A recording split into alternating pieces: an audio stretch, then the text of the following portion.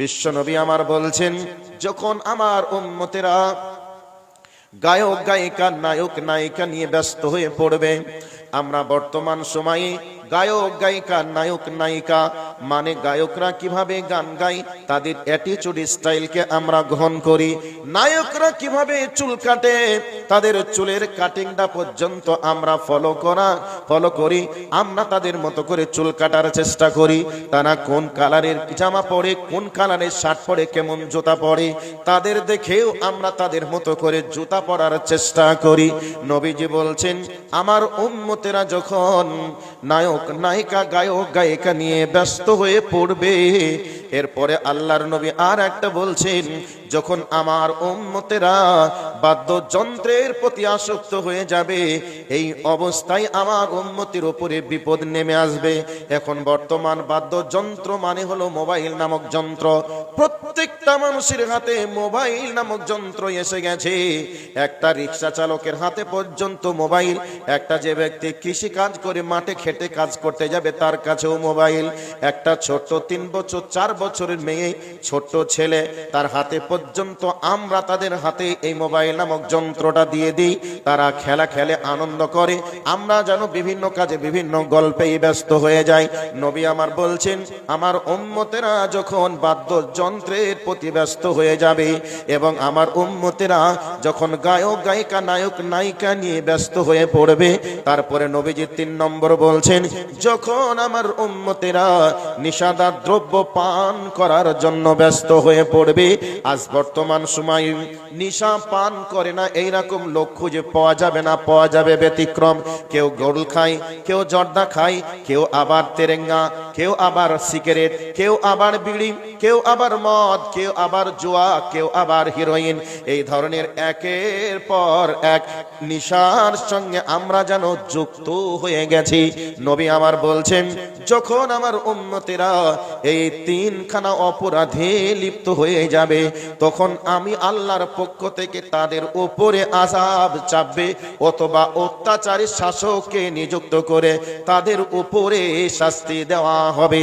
আজ বর্তমান আল্লাহ পাকের পক্ষ থেকে বিভিন্ন দিক থেকে আযাব এসেছে, এগুলি আমরা দেখেছি। এখন বর্তমান সময়ে আমাদের জন্য অত্যাচারী শাসক নিযুক্ত হয়ে আছে।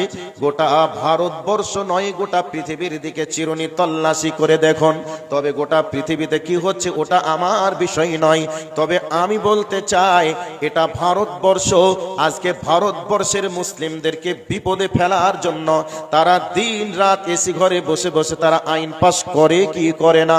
কখনো বলছে এনআরসি করা লাগবে, এই এনআরসিও মুসলমানদের বিপদের জন্য।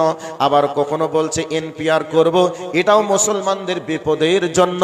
আবার কোন সময় বলছে সিএএ করব, এটাও মুসলমানদের বিপদের জন্য।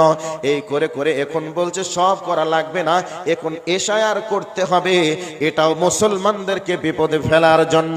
এরপরে মুসলমানদের জমি জায়গা বাড়ি ঘরগুলি দখল করে নেওয়া লাগবে, এর জন্য চলে আসলো ওয়াকফ বিল। আমাদের মাননীয় মুখ্যমন্ত্রী বলেছিল যে আমি মমতা যতদিন বেঁচে থাকবো পশ্চিম বাংলার মাটিতে এনআরসি হতে দিব না। তবে মমতা আজ মরে গেছে না বেঁচে আছে? নিশ্চয় বেঁচে আছে। এরপরে এসআইআর হচ্ছে কি করে, হচ্ছে কি হচ্ছে না।